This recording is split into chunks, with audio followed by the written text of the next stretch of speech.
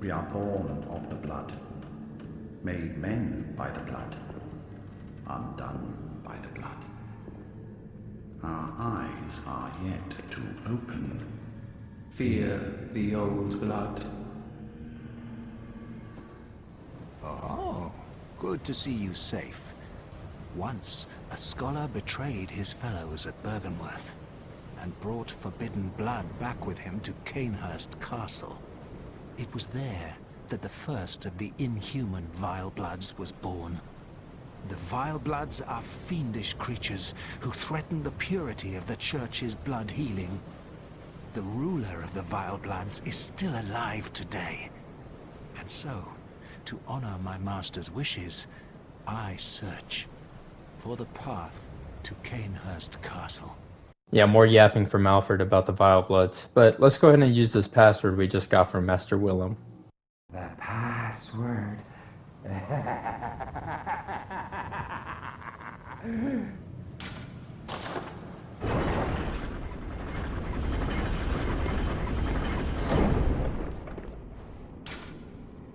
When people like to make Souls lore videos, and they try to figure out certain things that the game doesn't really imply for you, they like to come up with their own theory. And my theory for why this guy is already dead sitting at the door guarding it is that Master Willem actually put him here so that he only lets people who use the right password through. And so that people who didn't know the password were able to bribe or, try to manipulate their way through, using the wrong password. So that the place to Bergenworth is actually very guarded. Now that we have started on our path to Bergenworth, we have to navigate through a very, very hostile forest, and it's one of the hardest runs in the entire game because it only offers you one lamp. But on our way there, we talk to this guy through the wall, which actually happens to be Patches. Glory be, you know not the value you possess. But more's the pity. The hours of the night are many, and the beasts more than I can count. A veritable hunt unending. Not even death offers solace, and the blood imbibes you. A most frightful fate. Oh my. But I'm willing to do you a kindness. Step lightly round to the right of the great cathedral and seek an ancient, shrouded church. The gift of the Godhead will grant you strength. Yes, I'm unquestionably certain. A fucking tonsil stone? What the hell? There's no way this can be important. Ignoring the fact that Patches just gave us a literal tonsil stone, we make our way through the woods but take a quick detour through a cave. This cave leads us to a poison-filled lake with a bunch of undead giants walking around. Ignoring them though, we run straight through and go to a ladder. And by I say ladder, I mean 4 ladders stacked on top of each other. This ladder takes forever to climb. But you'll notice that it actually leads us back to the beginning of the game, which allows us to go through the back path into Yusefka's clinic. Inside Yusefka's clinic, we see these alien-like creatures that are laying on tables, almost like they've been experimented on. Ah, moonlit scents. How did you worm your way in here? Very unfortunate. I had such high hopes for you. Well, I won't make any excuses. Would you mind leaving us alone? Things need not change. You'll do the rescuing, and I'll do the saving. But if you refuse to leave... Oh well. I've always wanted to try my hand on a hunter. You can either fight her now and it's a kind of difficult fight and she drops just one, not really important item, or if you let her live and leave, you actually can come back later and get a second piece of the umbilical cord. How that happens, I don't know. I guess we'll find out later. At the end of the clinic, we notice that this is where we received our blood transfusion, and is now at the start of the game. We received the Canehurst summons, and see this weird alien-like creature. At least this one's alive, though.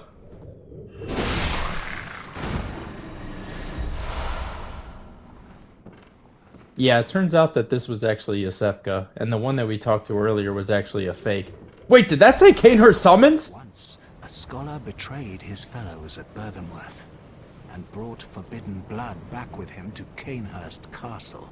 And so, to honor my master's wishes, I search for the path to Canehurst Castle. We should probably remember to go talk to him about that later. But anyways, making our way still to Bergenworth through the path, we notice that some of the enemies we encounter have snakes growing out of their head. And this is because that the blood that they used was tainted with this snake-like virus. This virus caused them to go mad and even start growing snakes from their limbs. At the top of this structure, we've noticed that we've almost made it to our destination, as Bergenworth is just in the distance, along with another NPC on the roof who pretends to be a good guy but is really a beast in disguise. Whoa! Blimey, don't scare me like that. On a night like this, I took you for a monster. Oh, thank the stars, you're fairly normal. Was it you who put down that awful beast? Ooh, that thing had me trembling, frozen in my boots. And then you came along. Well, if you're a hunter, then would you know of any safe havens? You'll notice now we have two options, one to send him to Odin Chapel or to Yosefka's clinic. We send the bad guys to Yosefka's clinic so that they can get experimented on. I'll be. Thank you. It's about time I made a move. I can't very well stay out on my own. Oh, you're giving me hope. Terribly kind of you. Take this. It's all I can offer as thanks.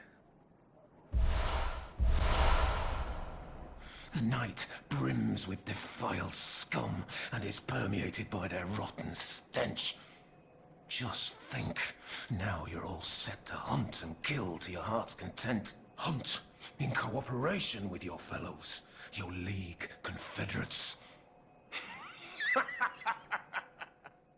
Right when getting our shortcut, we run into this guy, the final NPC of the area. This guy's not really too important. He kind of just talks to us about Carol runes, the most unique runes in the game, where we can actually equip certain abilities, and we'll talk about those more later after we're done with Eileen's quest, but this guy's more for just PvP combat, so there's not really too much to say about him. Before we get to the next boss of that area and the secrets to Bergenworth, we actually take a loop back and go to one of my favorite areas in the entire game.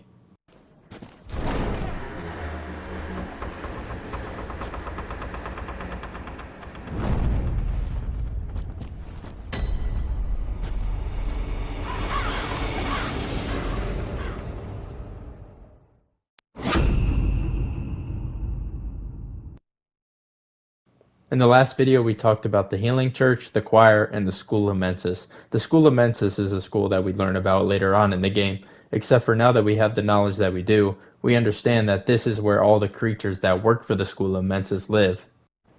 As we make our way, we notice a huge castle in the distance, but don't really think too much of it, as a giant lady with a hammer tries attacking us out of nowhere. Further up the path, we run into an executioner, a mob that we found earlier in the game that was pretty hard, but he's not too hard for us now. We then get to the boss of this area, and as they pop up, you'll notice that they're the same witches that we saw at the School of Mensis. This is a pretty easy gimmick boss fight. You kind of just run around the arena trying to find where they are because they're invisible, hit them a couple of times, and then halfway through the fight, after you kill one of them, she actually spawns another one. And then you kind of just repeat the same process of running around trying to find her, hitting her, and then, she'll eventually die.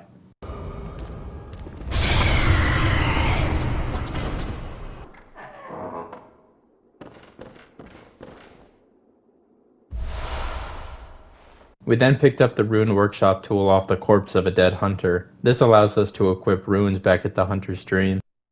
On the way to use the tonsil stone that Patches gave us, we run into two hunters, this guy being the hardest, as he just dodges over and over again and shoots as much as possible. Thankfully we're using the same weapon though, so I make light work of him.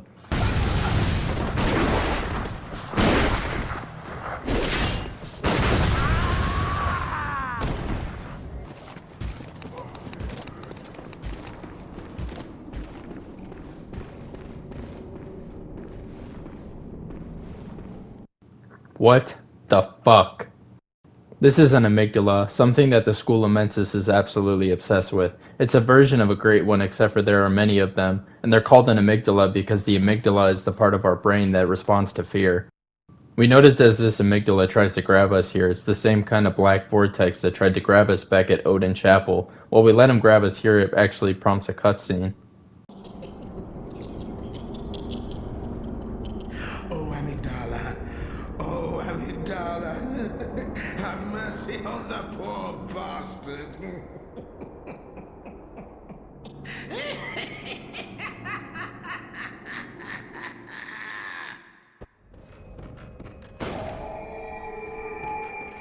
This has teleported us to the lecture building, which we'll actually go to later in the game. The only reason we're here right now is because we had the tonsil stone when the amygdala grabbed us. And actually, we can talk to Patches right behind this door.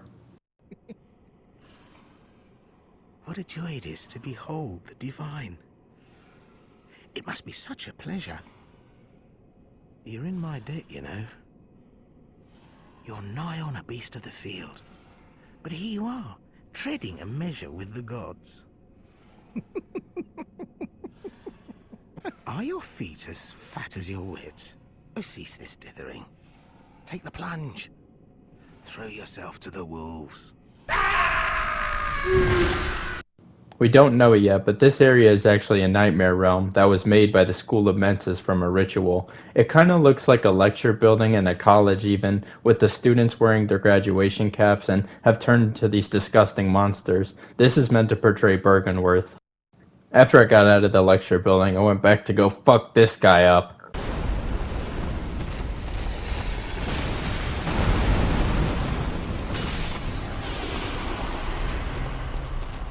Later in the chalice we run into these weird like scorpions and even the ladder god himself.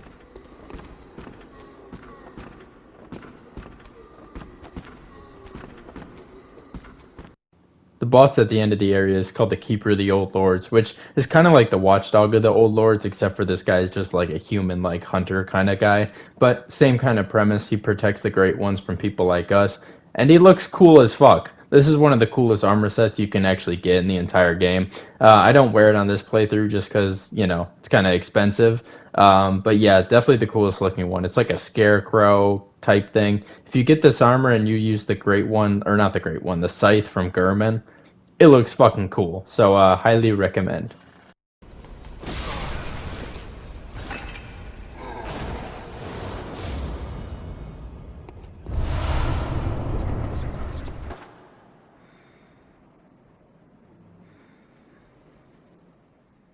The final boss for this Chalice dungeon is absolutely sick. You might have seen it from the first video I made, just in the intro clip, but this is a Thumerian descendant. This is basically one of like the Thumerian elders, like he's been here for forever, you know, he's basically just like a high-ranking member of a Thumerian, and as you can see, that motherfucker is tall, and he's got some cool-ass weapons. He's got these two like, I don't even know what those things are called. It's used to cut grass or whatever, but he can throw them. He can jump at you. He can lunge at you. Just, he's fast as shit. But, you know, that's how it is just fighting Thumerians.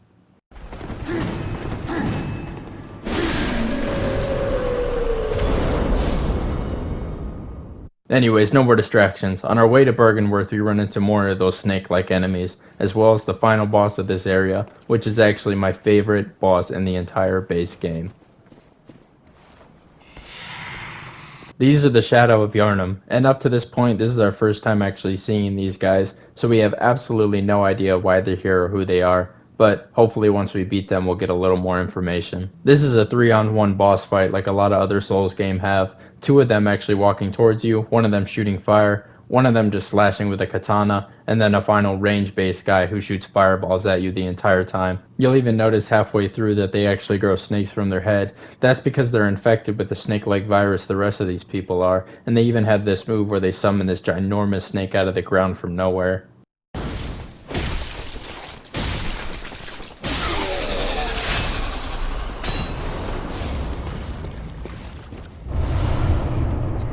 Reading the rune that they drop, we figure out that these are actually the servants of the queen, so no doubt we'll see more of them later.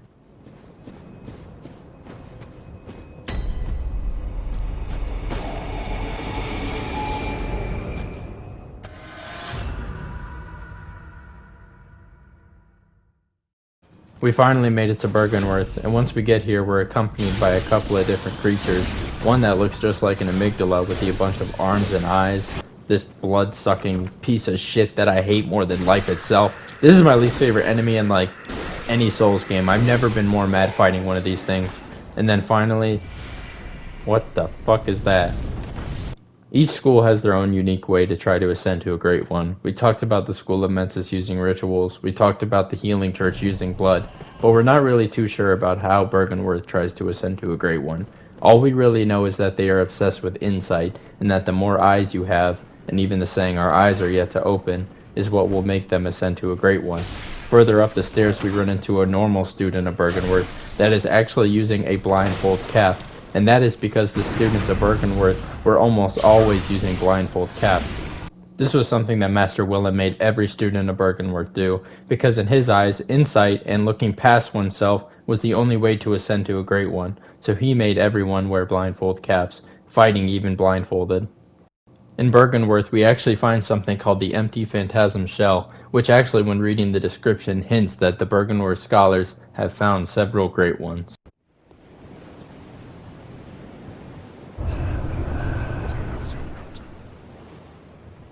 On the balcony of Byrgenwerth, we actually find Master Willem still alive, even though the Byrgenwerth scholars presumed him to be dead, and all he does is say ah and point us towards the lake.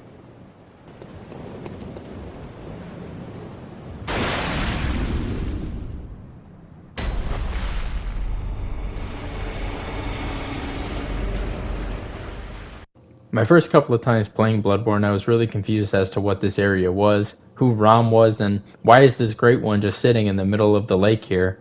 Now, there is actually a lot to cover when it comes to Rom. Rom is one of the most important things in the Bloodborne story, so let's start from the beginning. First things first, why is Rom just sitting in this empty space that's just filled with water and is completely white? Well, if we look at Rom's name, Rom the Vacuous Spider, that is because this entire area is vacuous. He just kind of exists in his own plane that is completely null and void, and he doesn't really do anything. He's not violent, he's not aggressive until provoked, and then a bunch of spiders pop in that absolutely shred you if they let them hit you. But that doesn't really explain as to who Rom is or why Rom is here. Well, it turns out, looking more into the Bloodborne lore, that Rom is actually an old student of Byrgenwerth, which explains why Master Willem is just camped out on that balcony protecting the lake, because Master Willem has nothing left to do. He's finally done it. He's found out how to ascend his student to a great one.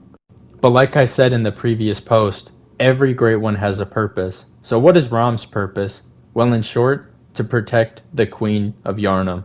But who is Rom protecting the Queen of Yharnam from? Well, in short, it's the School of Mensis, because Rom is actually holding back a blood moon. And the importance of a blood moon is, the School of Mensis needs to conduct a ritual in order to get in contact with the Queen of Yharnam, and Rom is not letting that blood moon come to be. So once Rom is dead, the blood moon will appear, and once the blood moon appears, the School of Mensis will be able to conduct any ritual that allows them to get in contact with the Queen of Yharnam. So, in short, Rom's goal and Rom's purpose is to protect the Queen of Yharnam, and with us killing Rom, it allows the School of Mensis to perform that ritual and create a nightmare plane. But in order for us to complete our goals and our story, it needed to be done.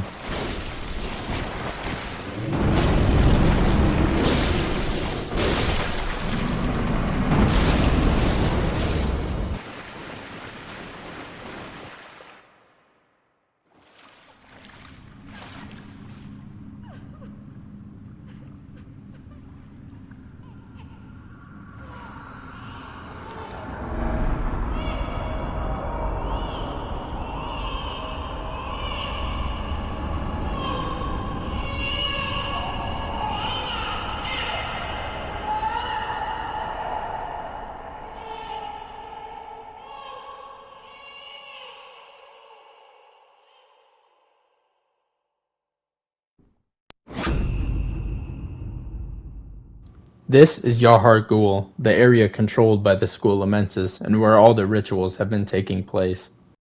In this area we notice two things. One, there is a lot of amygdalas all over the place, and secondly, there is a lot of students sitting in chairs with this weird like cage on their head, and we find out later this is what is used to perform these rituals. Running through this area we see a new addition to the enemies, this bell-ringing hunter, We have to kill her first before we kill any of the enemies because she actually resurrects them. We drop down to the left here in the secret area in order for us to get the key to the upper cathedral ward, which is my least favorite area in the entire game but is actually essential to explain the Bloodborne lore. We run past more of those enemies we saw at Hemwick Charnel Lane, as well as this giant amygdala that shoots a laser at us.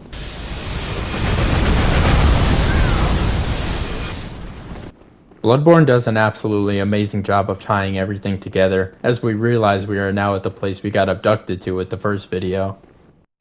At the end of this area we run into Dark Beast Parl, another optional boss but is very, very interesting and cool, as it has electric features just like every other Dark Beast, but actually has a name Parl, which kinda makes you think that this used to be someone. We then open the door of this area and realize that it leads back to Old Yarnum. And speaking of Old Yarnum, let's go back to Cathedral Ward to see how our people are doing now that there's a blood moon. Oh, there you are. Forgive me, I'm a bit out of sorts. So, no blood today, I'm afraid. Oh, there you are. You're early, dear. Is anything the matter? You can always tell me. Mother will make everything better. What's wrong? Anything you look... Oh, boy. But don't you worry. This will help you forget. Forget your troubles. Forget your cares.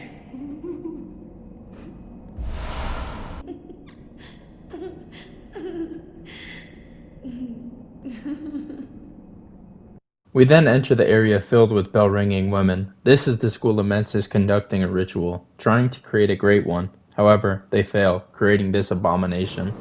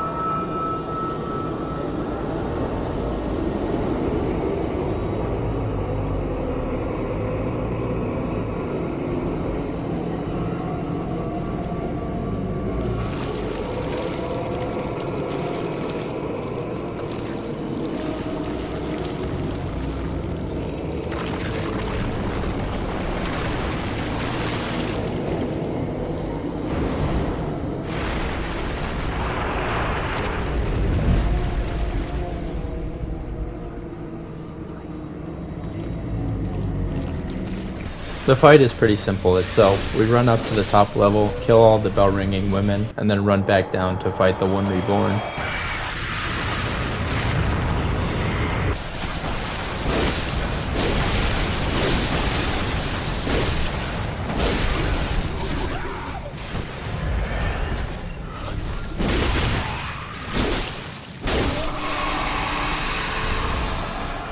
Up the stairs we see a room filled with Mensis members conducting a ritual. It seems that whatever they did has worked, and they have been teleported inside the nightmare of Mensis.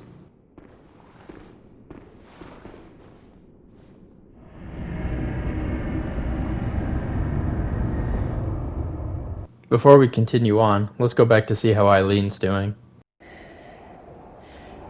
No more dreams for me. This is my last chance. What a fool I am. I'll have to tread carefully, but that thing still lies in wait. Turn back. This is my score to settle. Yeah, I really wish that we didn't have to do this, because this enemy is actually, in my opinion, the hardest in the entire game, and I would rather fight Orphan Akaz 100 times before I had to fight him once, but unfortunately, to get the good item, we have to kill him.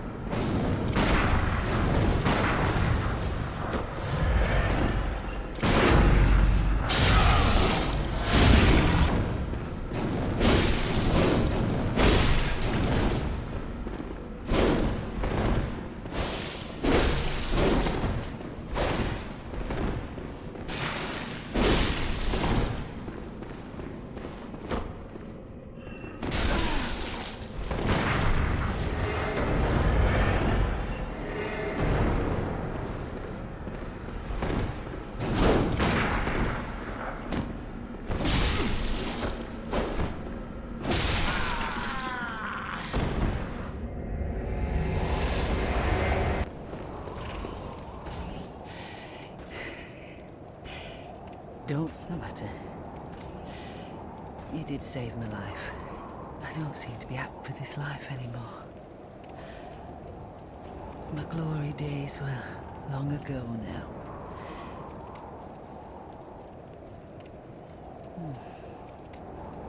I know. Here. For you. This is the end of Eileen's questline, and she drops two things: her badge, which allows us to get her whole set, which I absolutely love, and the second thing she drops is the Hunter rune, which allows us to recover stamina quicker, which is my personal favorite item in the game. After getting transported by the School of Mensis, we find ourselves back in the lecture building with a bunch of notes talking about a moon presence. We don't know anything about this moon presence yet, besides the fact that it is the reason why Mensis was allowed to conduct these rituals, so it must be extremely important towards our story. Now, wait just a moment. Do you think ill of me? Me? Indeed, I should think not. I shared with you a thing most secret. Now, you're witness to a miracle, and all the stronger for it. You should appreciate yes. Appreciate it. After we talk to Patches, we go through a door that transports us to the Nightmare of Mensis, so finally we can put this nightmare to end.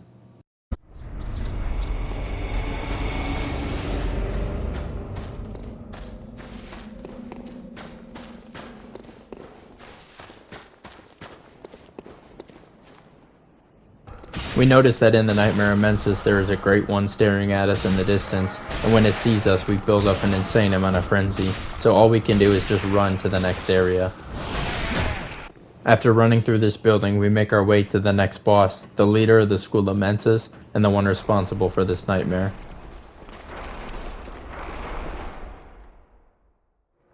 Ah, cause.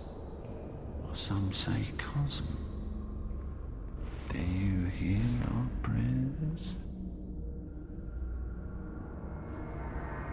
No, we shall not abandon the dream. No one can catch us. No one can stop us now.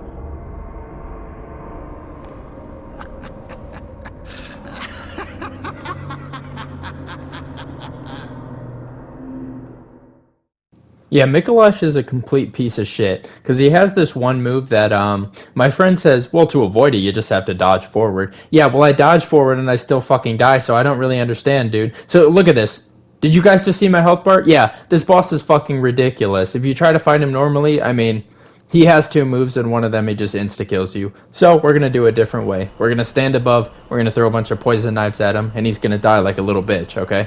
Which is honestly the fair way to fight him. That's how most people do it, so yeah. On to the next boss. Before we go to the next boss, we have a couple of things to do. The unopened summons that we got from Canehurst told us to go to this gravestone, so let's go see what happens.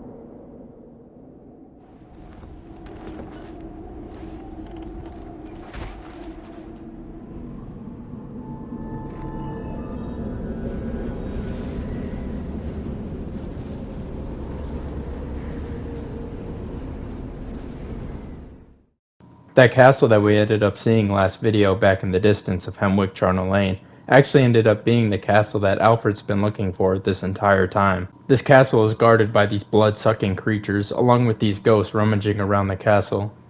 When we open this chest to the side here, we find out something really weird. This is the exact same dress that Ariana was wearing when we found her.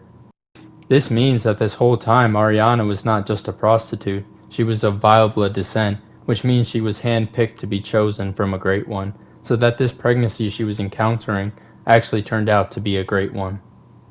Which also unfortunately means to get our final ending, we need to kill it.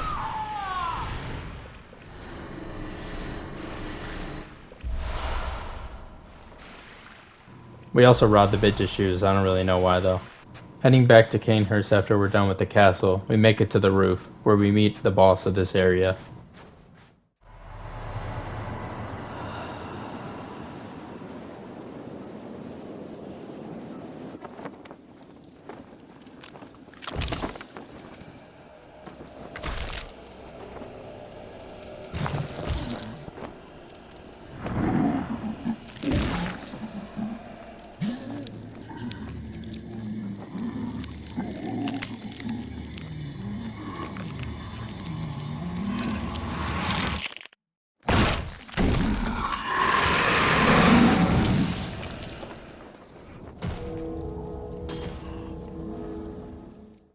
The final boss of this area being Master Logarius, the same master that Alfred talked about earlier, and this is the same master who led all the hunters to kill the Vile Bloods.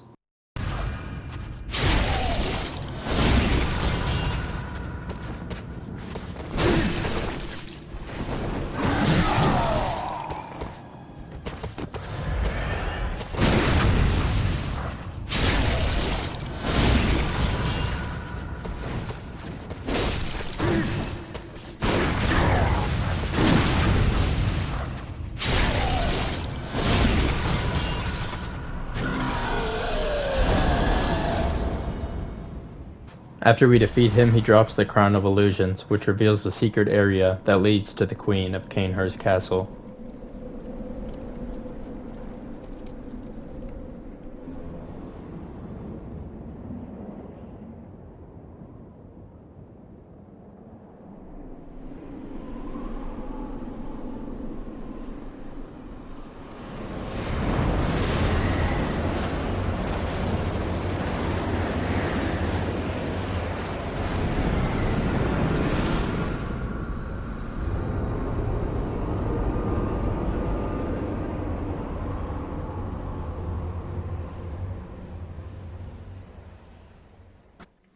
What is it thou art in search of?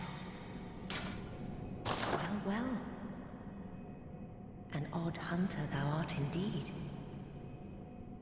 We've tired of these piteous nights. Share in our plight, and take oath against the church. If thou wouldst this path walk, I prithee, partake of my rotted blood. Very well. Drink deep of our blood. Feel the spreading corruption burn. Now, thou art too a vile blood.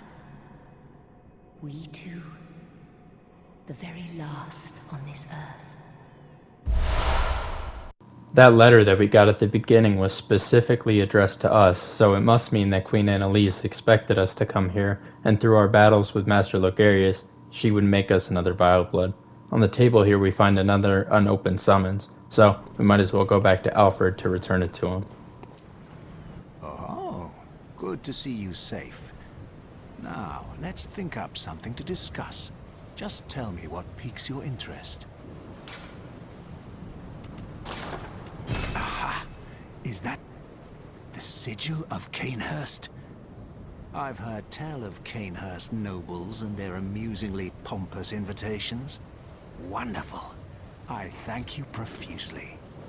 I will depart immediately, but first, a token of my gratitude.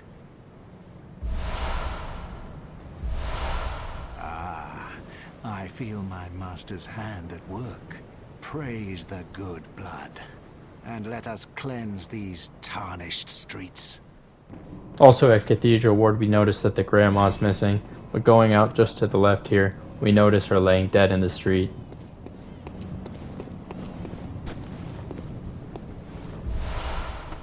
Speaking of checking in on old NPCs, we might as well go back to Yusefka's clinic to see her fate. Have you found this? It's progressing. I can see things. I knew it. I'm different. I'm no beast. Oh, God, it feels awful. But it proves that I'm chosen. Don't you see how they writhe inside my head? It's rather rapturous. As we talked about earlier, some great ones pick specific people to be the bearer of their child. This was the same fate that Ariana had, and it is also the same fate that Yusefka had.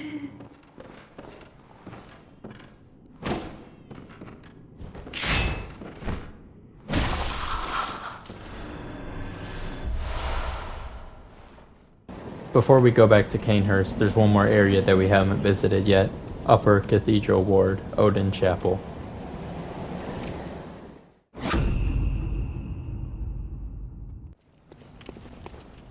Oh shit, Dark Souls reference! The first item we find is the choir garb, and it talks about how they're the highest ranking members at Byrgenwerth, along with talking about how there's a left behind great one, and even that they are researching it to understand the cosmos and the sky.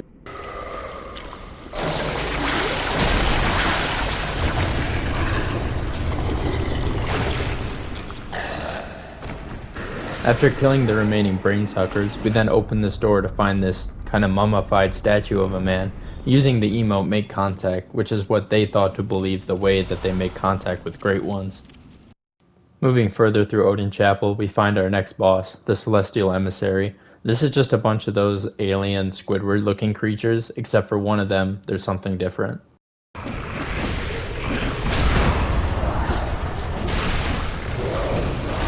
These creatures are old students of Byrgenwerth that have failed to ascend to a Great One, except for this big guy here, who has actually succeeded in becoming a Great One.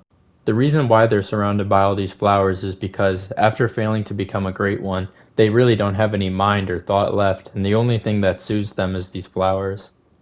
We then smash through this window, take an elevator down, and at the bottom we come across the Altar of Despair. Now this is a Breedus. This is one of the Great Ones that the Healing Church took back after exploring the tombs, and it is the same Great One that Byrgenwerth experimented on, and that is how they made that one student turn into Ram.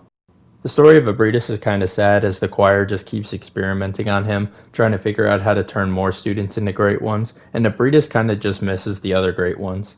The fight itself is pretty simple. You kind of just lodge yourself behind it and keep swinging until it dies. It does have a couple of interesting moves, kind of like this Screech that does tick damage over time.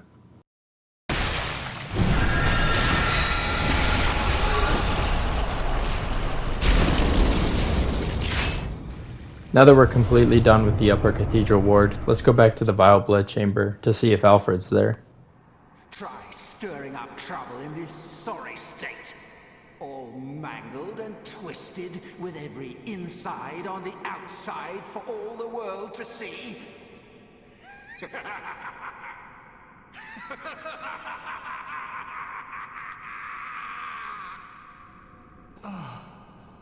Oh, you, is it? Look at this. Thanks to you, I've done it. Well, isn't it wonderful? Now Master can be canonized as a true martyr. I've done it. I have.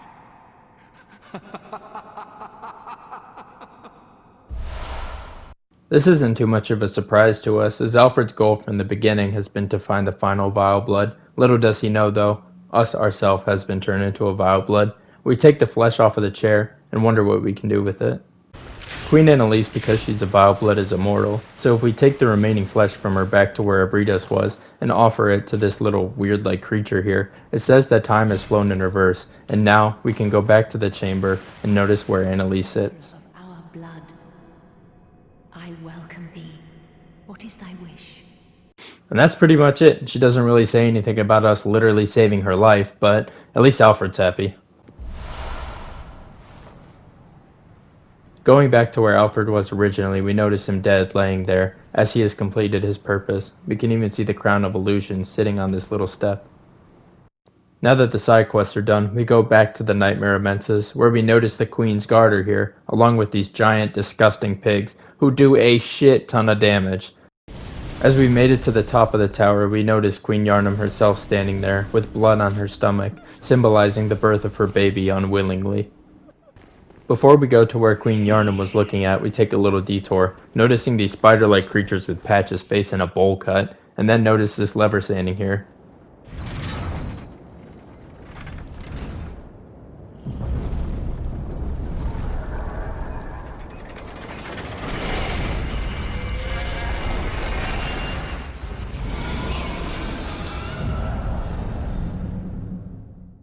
That thing that we dropped was the Great One, causing all the frenzy buildup, but before we leave this area, we have to drop down and get the only blood rock in the entire base game. After we descend down to where this disgusting thing fell, we use the Make Contact emote to see if we can get anything out of this Great One.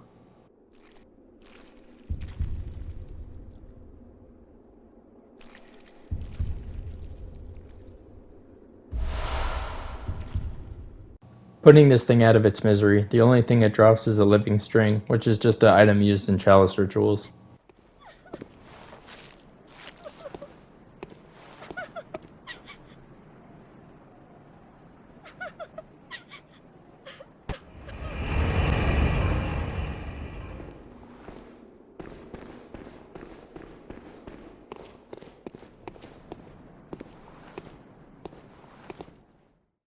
This is Murgo's wet nurse, so this confirms that the baby's name is Murgo. This Great One's purpose is literally only to protect him from anyone coming to slay the nightmare. This boss fight is pretty easy, you kinda just stay behind it like a Breedus and swing at it until it's dead. There is this cool move though where it splits in two and you have to fight two at the same time.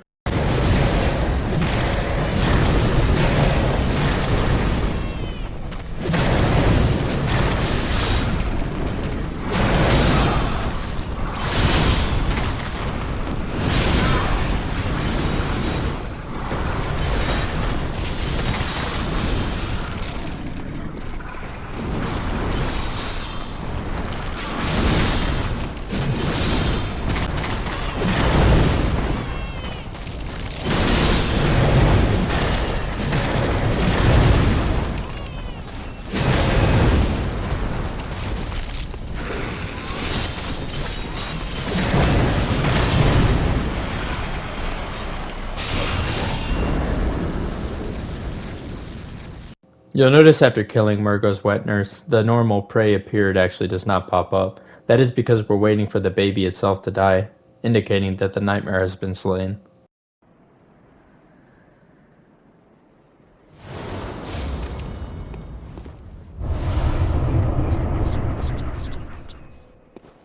When going back to Queen Yarnum after slaying the nightmare, all she does is nod and fade away, as her goal and her worries have been dismissed. Thank you all so much for watching. In the next video we're going to talk about the ending of the game and as well as the DLC. So yeah, stay tuned for that.